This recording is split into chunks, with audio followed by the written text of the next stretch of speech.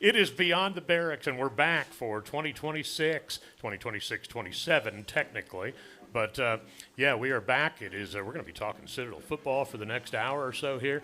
Brian Giffin right here, Coach Maurice Drayton right there. We sit here just a few days before now you open the 2026 season. It'd be your fourth here. And just some thoughts as we sit here on the eve of it, man. You guys have been working at this all year, obviously, and now here we go with games.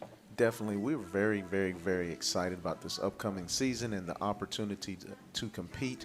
Our young men have done an excellent job with our off-season program, training their bodies, training their minds, educating themselves from a rules standpoint. Right. And we're just really fired up to show our faithful the work that we've put in.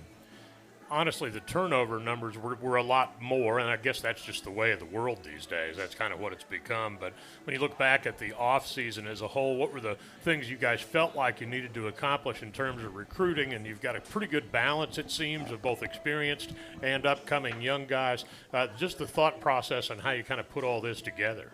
Yeah, so you're right. We had to replace 55% of our roster. So because of that, we had to be very strategic in the recruiting process. Our director of scouting, Rhett Russell, and our recruiting coordinator, Roberto Pinella, did a fine job of developing a plan of creating a good blend of in-state incoming freshmen as well as having experienced upperclassmen who, one, understand the Citadel. Right. They have a reverence and a respect for the cadet and the lifestyle we live, and one that understands ball and has actually played. Right. And honestly, I mean, everybody's in this same boat where you're out rebuilding a roster essentially year in and year out, aren't you? Between trying to retain guys that you want to bring through the system, but you're also always selling the program. It's always been that way anyway, but it's just changed the dynamics with all the player movement now. Absolutely. I'll say this. The Citadel has prepared us for this Right. because we've always had to re-recruit our own guys, especially during that knob year, which is a little challenging. Right. So we're a step ahead of the curve in that aspect. Should point out that we are live here at Buffalo Wild Wings in Mount Pleasant. We're right off of this is Johnny Dodds. Johnny right here, Dodds. Right? Yeah. See, Jay gives me the thumbs up. Jay Sullivan is here. I almost called him Jay Cunningham. It's been one of those days, man. But Yes.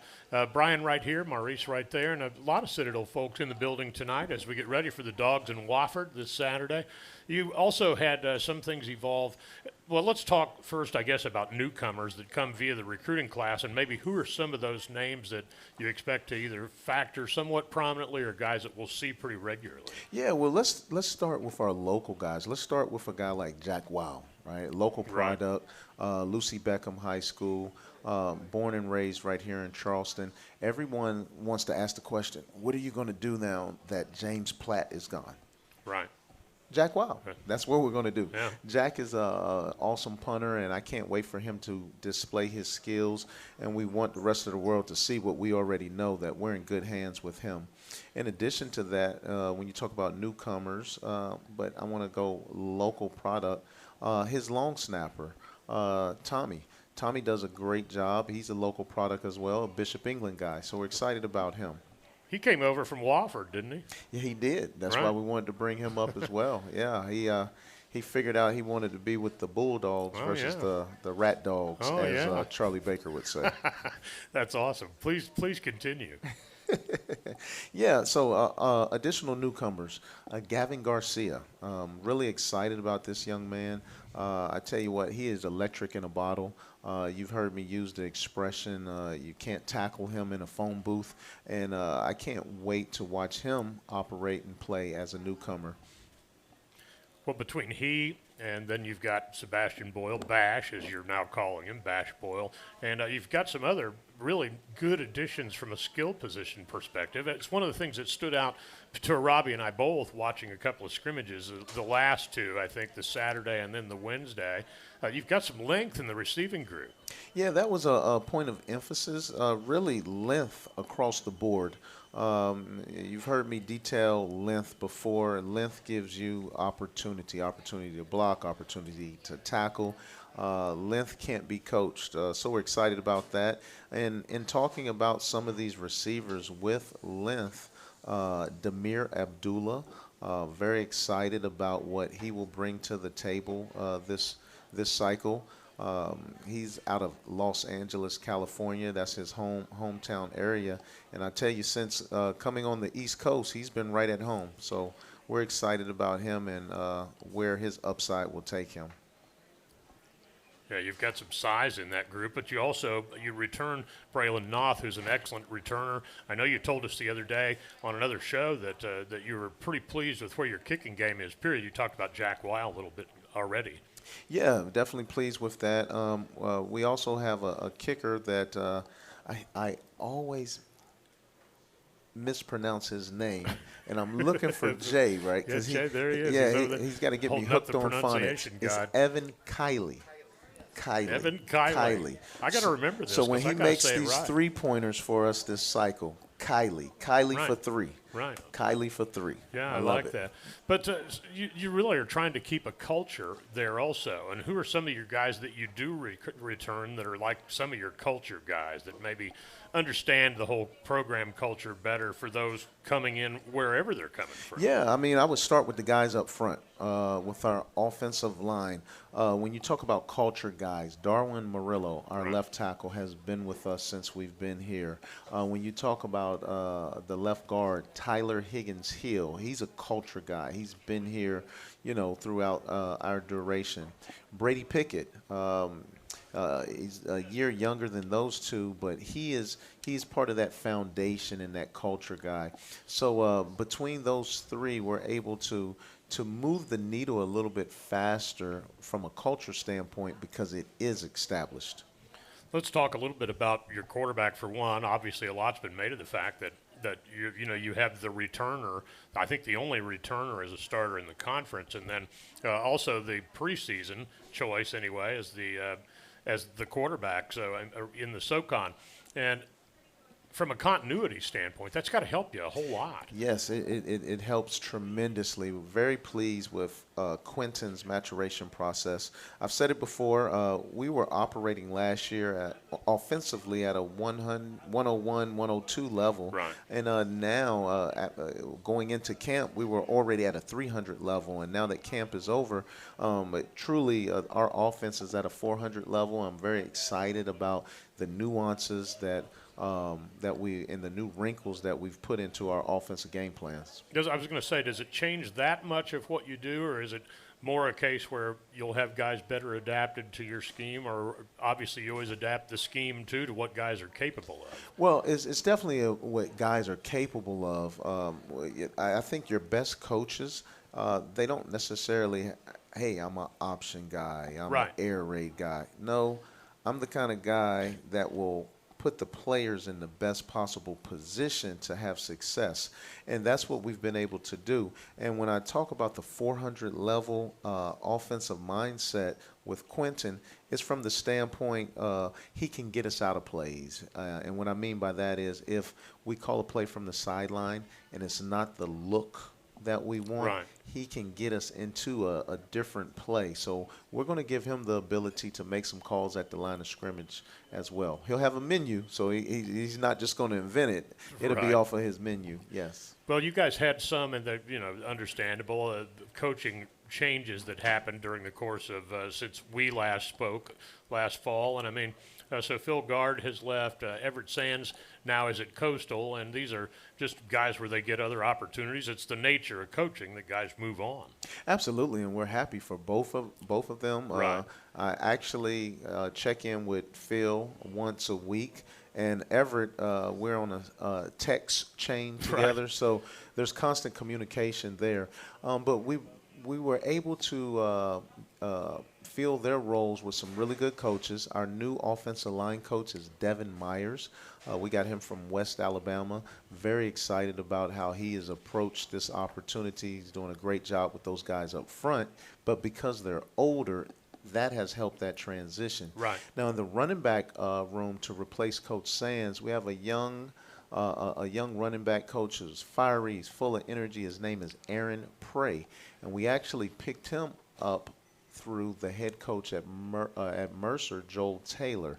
Now, the beauty of Aaron Prey is Coach Lavanya Stump Mitchell was at Mercer as well too, so I got a 2-for-1 deal. Right. And so Coach Mitchell is here with us, and he is a senior advisor to our football program.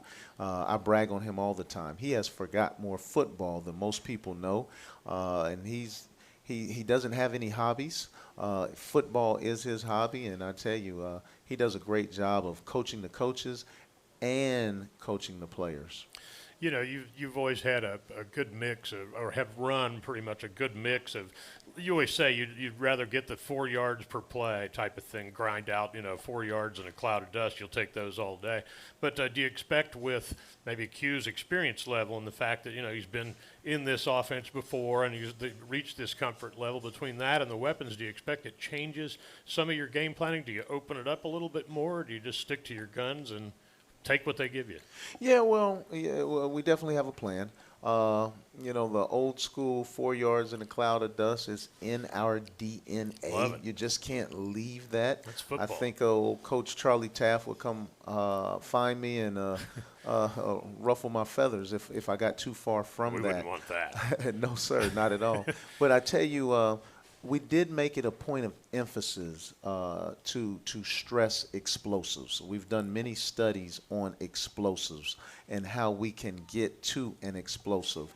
And when I'm talking about explosive, I'm talking about runs and passes, gaining them on offense as well as defending them defensively.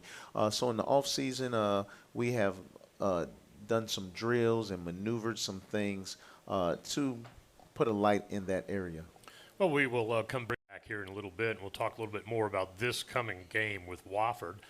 Right here, I guess we will step out and take a break for a moment. On the other side, we'll sit down with Jay Sullivan, who will enlighten us as to all things in the world of sports communication, which is obviously he's a very busy guy most of the year, and that's really cranking up right about now. Oh, yeah, he's definitely a busy guy, and he does a heck of a job. Oh, yeah, man, he does. He's the best, no doubt about it. Well, we'll visit with the best on the other side of this. You're listening to Beyond the Barracks. I'm Brian Giffin. Maurice Drayton is here. Art Chase in the building. Just mentioned Jay Sullivan, Matt Shimko, a lot of Citadel folks that I know from. Will is here. I mean, look at Will. Give a hand to Will, man. Will's been here longer than everybody. Yeah. And we're back with more Beyond the Barracks here at Buffalo Wild Wings in Mount Pleasant. Brian Giffin right here. And now I'm with Jay Sullivan, who is the – now, look, man, I'm old school, so I'm going to start calling you an SID here, and that's really no longer the title. It's a Director of Communications, Multimedia – et cetera, et cetera. Just keep adding things. That's right. what they kept doing that to us. I would say back in the 90s, that actually sounds more like Art Chase's day. I came SID. in the mid-2010s, and even then it was still, well, now you can kind of do social media. Well, now you get to do this and that.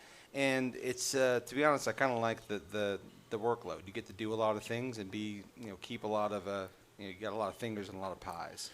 You play a key role in enabling us to do the things that we do, and obviously that's greatly appreciated. But you have a lot to keep track of, too. You got programs that have aspirations of success throughout the department. You got a lot of things that you have to be on top of. You got really great lieutenants working with you between Colin that's over there and Matt that's over there, and a lot of those guys here supporting us doing this too.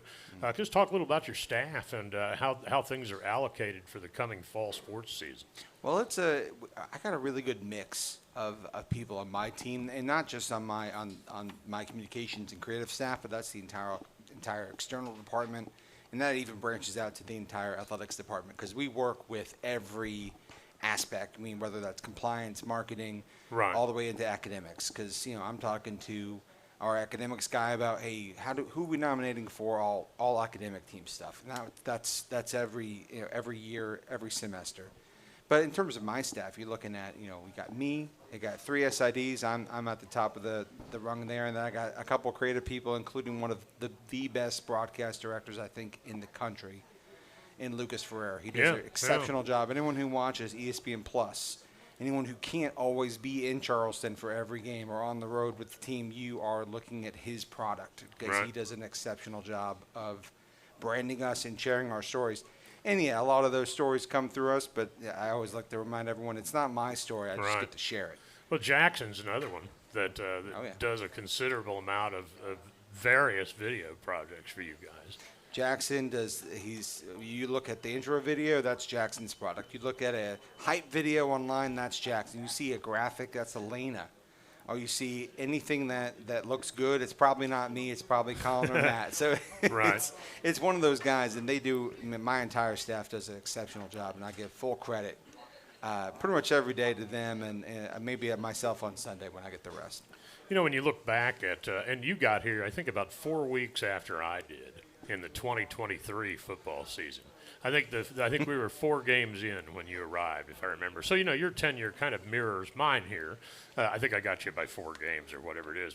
But from when you got here to where we are now, I mean, it just feels like the things are really coming along and things are really, the needle's pointing upward. Not that it wasn't before. I'm the eternal optimist, but it just feels like things have really come along nicely, and the school's kind of adapting to what the reality of the times of college sports are now the best we can.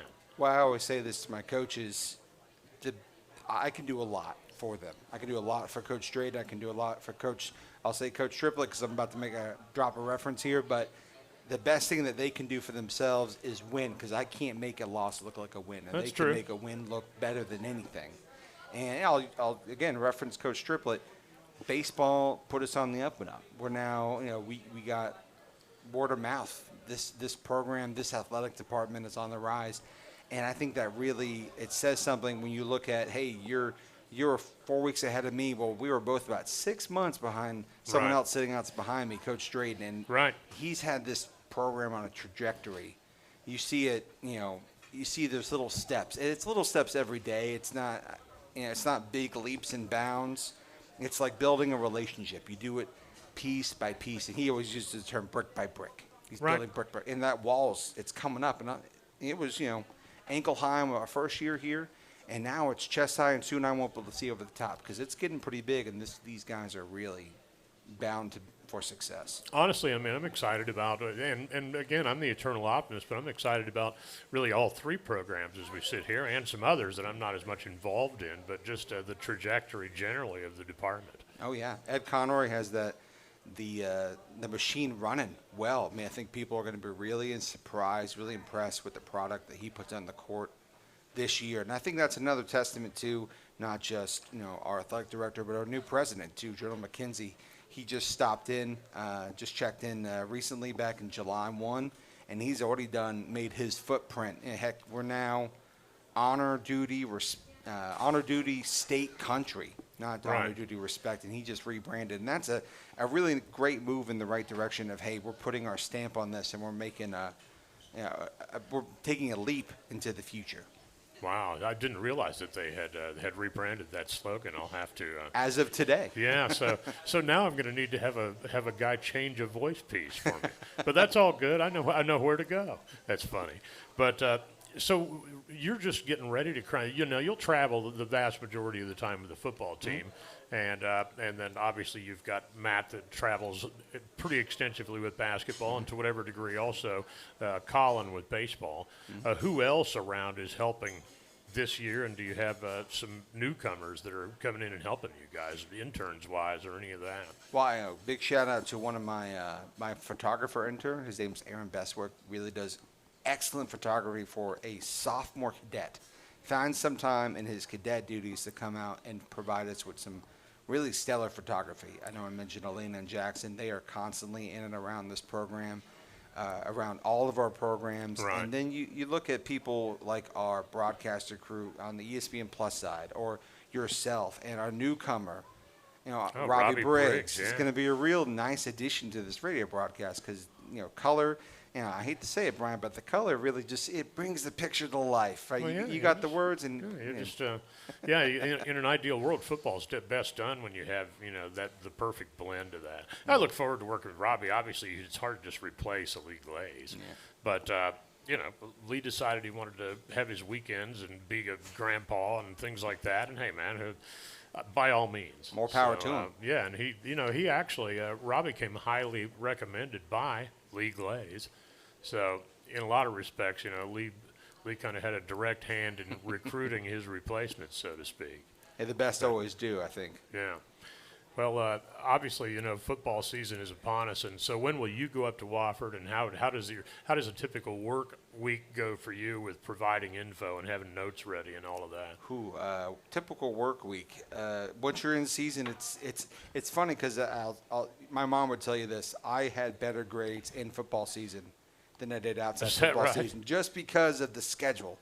You get on a schedule. You know when practice is. You know when you're going to be doing this, that. It's the same thing once I'm in football season. Right. I feel like the summers you can get a little bit lackadaisical, and then you're kicking into gear. And, Mondays is press conference. Then we got Beyond the Barracks in the evening, which is my favorite day, Mondays. And then you're moving into Tuesday, Wednesday, I'm working on notes. We got usually our height video coming out on Wednesday, our uniform reveal video coming out Thursday. Actually, flipped those. Apologies. Fridays is going to be our game preview, and then Saturday they're hitting the field. So it's a great week. Notes usually come out on Thursday for those who like to read them. You are one of the few, probably, Brian, who ingest those on the weekly basis. Well, you got some good ones coming this year too. Yeah, man. They're just they're kind of the lifeblood of stuff that we do. So. But, yeah, we live in a different time, and I mean, that kind of goes back to when I was talking about SIDs. I mean, there are a lot of opportunities now in the times that we're in to create our own, and people creating much more of their own media than there really was, a number of years ago, probably when you started doing this. Maybe it had begun by the time you started doing it. But I'm not that it's young. It's evolved a lot in that regard because of what you can create, internally. In addition to everything that's out there. Heck, what you could do on your phone today is beyond what we could do with high-end cameras 10 years ago when I started. I mean, we were doing a basketball content day today. Matt Shimka was running that, and they were shooting some walk and talk stuff, and they were using iPhones because it's just that it could handle the shake and the shimmer better than even some of the high-end cameras. That's interesting. On top of the fact that we were doing it on the pier out there at the Citadel, so just trying to make sure we're protecting our equipment a little bit too. Yeah, well, obviously the opportunity to create your own media is something that has really become so much more full circle, and if people are exceptional at it and put a lot of work into it, it's amazing some of the stuff that you can do. But we're talking with Jay Sullivan, who is the Associate Athletic Director for Communication and Multimedia Oversight and Credentialing and what else? You gave me a little bit of a promotion there, but I'll take it. Yeah, but it's always good to visit with you. And coming up next, we'll sit down and talk with Art Chase, who's in the building here. Also, the building is Buffalo Wild Wings here in Mount Pleasant, right here on Johnny Dodds Boulevard. Is it Johnny Dodds Boulevard? Yes, sir. Or road or street or avenue? Boulevard. Boulevard, there we go. See, man, I had it right the first time. That's not usual for me. We will step out right here, take a 2-minute break. We are back with Art Chase on the other side. You are listening to Beyond the Barracks on the Citadel Bulldogs Radio Network. And we're back with more of Beyond the Barracks as we come your way from Buffalo Wild Wings here in Mount Pleasant. Brian Giffin, the radio voice of the Citadel Bulldogs, along with Art Chase now, the athletic director at the Citadel. And exciting times, it always is, isn't it, at the beginning of an athletic and academic year? It is. It's the best part of the year because everybody's undefeated. Right. And everyone's got great aspirations and goals ready to tackle, whether that's classes, whether that's social activities, community events, and obviously what we think is the most important, and that's your on-field performance. But no, great time of year. I was reminded the other day by a friend of mine that this will be my 35th college football season professionally, and right. that was a bit of an eye-opener, but no, couldn't be more excited to get things going. Time flies when you're having fun, Absolutely. I saw you down on the field the other day during the scrimmage, and you were kind of out there playing catch with yourself, just the old throw the ball up in the air and catch it thing. And I used to do that all the time. That's kind of like there's something about this time of year, I think, that football is just if it's in your blood, it's just I don't know. There's just no time of year that's better than this. No, it's great, and obviously having the opportunity to go out and watch practice for the last couple of weeks has been great, and certainly,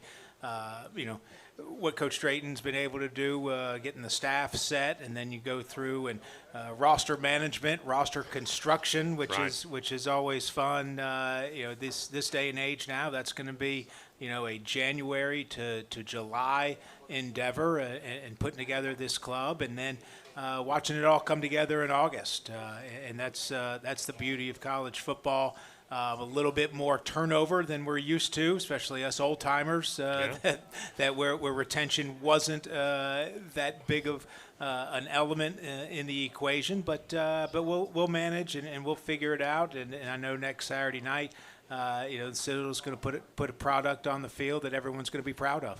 Yeah, can't wait. There's nothing like the opening week of the season and getting the whole routine going and the whole 9 yards. So you had the first full year, your first full year in 2025. And honestly, I mean, in a lot of respects, a lot of really good things happening around the department. You got Southern Conference Championship in baseball. You got a SoCon Championship in wrestling. And, it feels as though the transition has been made a little bit better now, as time goes on. I think every school, when all this started to evolve, kind of had to evolve with it at their own pace with what they were capable of. And it just feels like there's a better grasp now for, just the realities of the times and trying the best to navigate it. Well, navigation is the right word that she used there. And all I'm trying to do is find the right people and put them in place and then and get out of the way. Because, at the Citadel, we can do that. We've got the right coaches. We're going to attract the right cadet student athletes. We're going to attract the right student athletes that are non-cadets on the back end of their respective playing careers. And when it all comes together, the Citadel's the right place. And obviously the wrestling and the baseball championships were great. All 14 of our programs, a 3.0 grade point average or better in both semesters, phenomenal. But I'll tell you, Brian, the one element, and our head coaches would probably laugh about it because they've seen me in meetings and how passionate I am about it. The biggest impact that I feel that we made and probably the most proud I've been in terms of accomplishments of the last year was being awarded the McAllister Award. Yeah. When your peers, and by peers I mean the other 9 schools in the Southern Conference, vote that you have top to bottom the best athletic department in terms of sportsmanship, that was for me, and certainly General Walters, as we accepted that award at the Southern Conference spring meetings in Savannah. That was the best part of the whole year, and because it's not just one person, it's not a small cohort of people. It's our administration, it's our coaches, it's our support staff. More importantly, it's our student athletes, but it's also our supporters. Right. It's our fans that show up, and it's our game day staff working home events. It's how we treat people home and away. It's how our teams leave a hotel on the road. Right. It's how our teams leave a visiting locker room on the road. And and that was really important. I was disappointed a year ago when we didn't win the award, and our coaches heard about it from me, and then to go out and accomplish that goal. And now the trick is, can you sustain that success? And that's a great position to be in. I would much rather achieve success and try and figure out how to sustain it than to always be chasing. So Jay and I were talking a little bit ago, and I used the old school term SID, and he's like, "Well, art was the SID era." But honestly, so you went away and you were at Duke for 25 years, and then you come back here, and you were sort of the SID before, and now you're athletic director. And between all the years that have passed in between, and then having been here before and getting to know guys like Gil and all the others in the community, and then coming back after so long.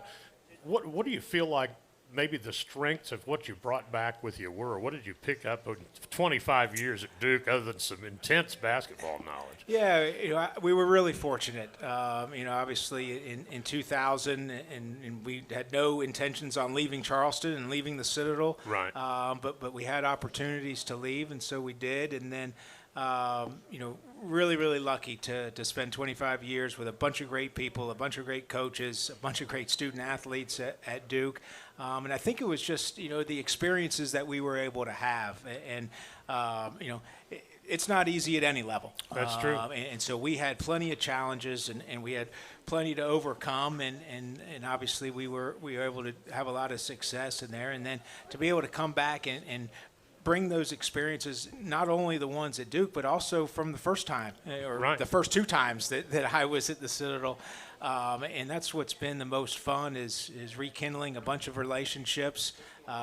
You mentioned Gil Kirkman, in 1991 when I showed up as a 21-year-old that didn't know left from right, and Gil was kind enough to teach me a lot of things, and then when we came back for the second time, and Gil let me get on the radio to do Citadel baseball, on the road, and just all those experiences were so much fun and really helped us grow, and then now coming back in this position, just to have that opportunity to bring people together, serve as a connector, try and lead and guide in my own little way, which hopefully is somewhat effective.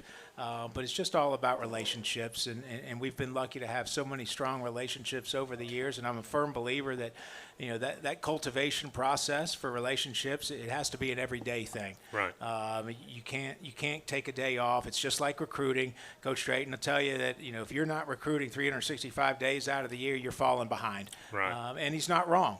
And so that's our goal, and we obviously want to put these young people that are have chosen this unique path to come to the Citadel. We want to prepare them with the life skills to be great mothers and fathers, brothers and sisters, aunts and uncles, community leaders, business leaders. That's our job, and it's a lot of fun, and we want to win some games along the way. Absolutely. Well, there was really, I've told you this before, I mean, the 5 days during that Southern Conference baseball tournament were 5 of the best days I've experienced in my career. And I've been doing this a long time, at various levels or whatever. But there's just there's a passion in this fan base that's just amazing. And it showed in that Southern Conference tournament in Greenville. It was electric. Absolutely, and the fact that we had to get up 3 of those days at 9 o'clock for first pitch, that made it even better. But no, the following for the Citadel in athletics is unrivaled in the Southern Conference. I'm a firm believer in that. Obviously, it helps when you win, and that's what we saw with those night games, in Greenville, how the Citadel faithful turned out, and I firmly believe in that championship game. It was probably 75-25, 80-20, and that was an advantage for our team, and obviously they played so well, and Michael Gibson will forever be etched in the Citadel, record books and memories for not really just that week, but about that last month that he had. Oh yeah. And that's what makes it so special. What an amazing player he was, and this was a guy that really didn't play that much earlier in the season until they kind of found a place to put him. And boy, what a player he turned into. Yeah, and Citadel, needs to have two-way guys, like Michael, and obviously in college baseball, there are two-way players all over the country. But you mentioned, he had spot duty really for the first month or so of the season. But then once he got his opportunity, he was prepared. He had the confidence. The coaching staff obviously had the confidence in him. And then he took off there, and that last month was fantastic. Yeah, and I mean, we to go in there as we were the 7th seed. We were the 7th seed, sixth seed for that tournament. So had to play the play-in round, the whole 9 yards. What a memorable few days. All right, I could sit here and do this with you forever and ever, but we probably should dive and take one more break. We'll come back on the other side and bring Coach back up. And we'll set the scene for this game against Wofford that will get you've really already had soccer playing, but from the football perspective, get the athletic and academic year, which is already underway, but get the football part of it going Saturday. Absolutely. I appreciate you having us over, and Brian, thank you for all you do. Looking for another great season on the microphone. Yeah, it's going to be an honor. We'll visit regularly. It's kind of like the Motel 6 thing. I'll just leave a headset out. There you go. Just pop by whenever you feel like it. Absolutely. Thank you. All right, Art. Thank you very much. All right, we will step aside, take one more break. Back in a couple of minutes here, and we'll wrap up when Coach Drayton offers his thoughts on the Wofford game. You're listening to Beyond the Barracks, and this is the Citadel Bulldogs Radio Network. And we're back for a final segment here of Beyond the Barracks from Buffalo Wild Wings in Mount Pleasant, right here on Johnny Dodge Boulevard. I got it right this time. Absolutely. I'm not going to forget. She was kind and helped me out over there. But, yeah, Brian Giffin right here. Maurice Drayton is back with us now as we get ready for the dogs to go up. The annual SoCon dogfight. I know that's a tired phrase that's been used a lot over the years, but the Citadel and Wofford to open the season. Awfully early for a conference game. It's also awfully early for a conference road game, but no bigger challenge than to go up there and have this challenge right in front of you, right? Yeah, I mean, it really is a big game. But in our program, it's a big, big game only because it's the next one. Right. And we live by that. We do not want to make a game, a tumultuous task. It's a big, big game because it's the next one. Right, and you take on a team that, well, a program at least you're very familiar with. We were talking about this during the break. It really changes the way that you scout teams because now you're kind of trying to scout players individually or watching really more of where they played before they came there, right? No, absolutely correct. So in NCAA right now, with so many transfers and people switching schools, you have to do a deep dive in the individual. So you will look at film at the individual at various stops to try to pick up little nuances, little tips that we can give our current players.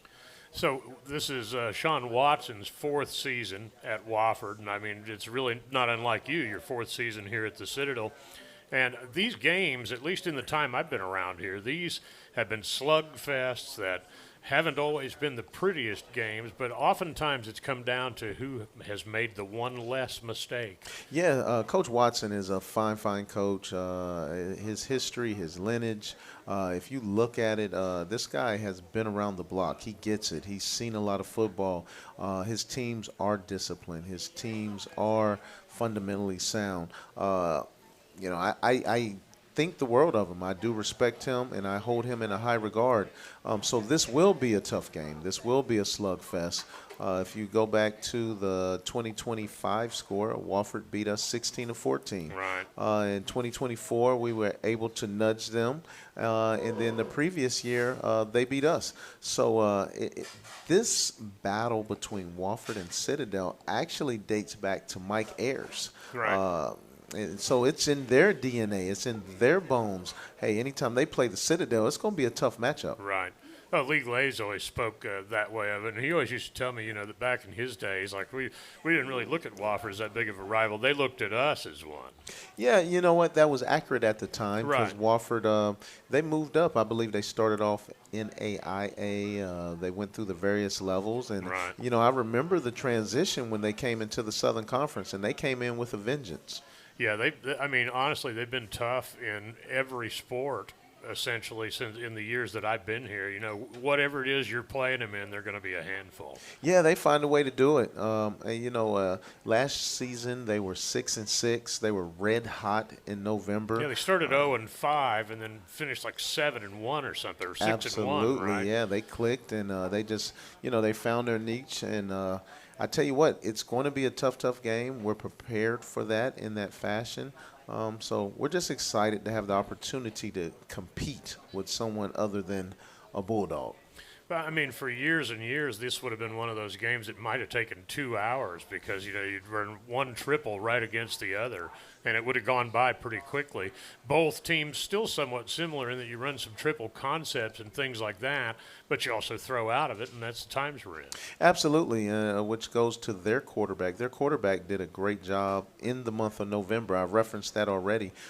He was red hot, and he did a great job. And, it's you can only expect that he will continue in his maturation process. So we're going to have to be ready out back defensively and, most importantly, in the secondary.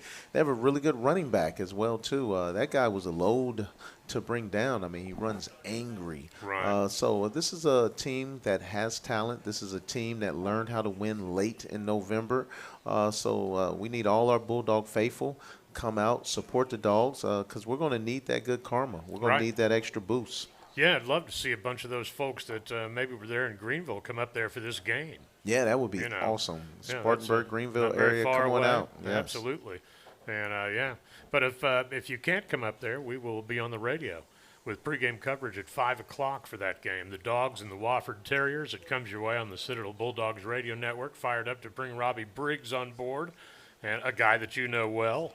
You know, just like your dialogues with Lee Glaze at both the half and in post games. I mean, Robbie will be a similar captive ear for you. I tell you what, Robbie Briggs and I go way back Right. to his days when he was the head coach at Manning High School. We share a lot of memories, so it'll be fun. It'll be fun.